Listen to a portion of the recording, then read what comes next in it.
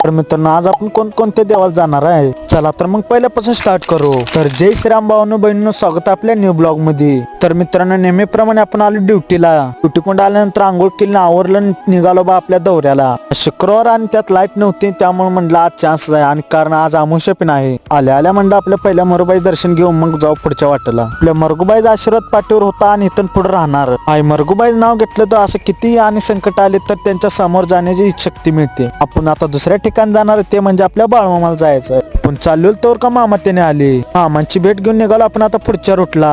आपला राजूभाऊ गेलता आदमापूरला आणि मला म्हणतो तो येतोस का। तर भावानं आपलं एक टार्गेट आहे, आपलं टार्गेट पूर्ण झाले की आपण आदमापूरला नक्की जाणार। तर भावानं आपलं कोणतं टार्गेट आहे ते तुम्हाला वेळ आल्यावर नक्की सांगणार। तर मित्रांनो आपण मामांचं दर्शन घेऊन निघालो आपण आता बोबलदला। तर मित्रांनो घ्यायचे आपल्याला नारळ, कारण आपण जाणार आहे मानेवाडीला। मागच्या वर्षी बघितलं तेव्हा कॅनलला फुल पाणी होतं, ह्या वर्षी एक थेंब सुद्धा नाही। तर मित्रांनो आलो आपण आता मानेवाडीला।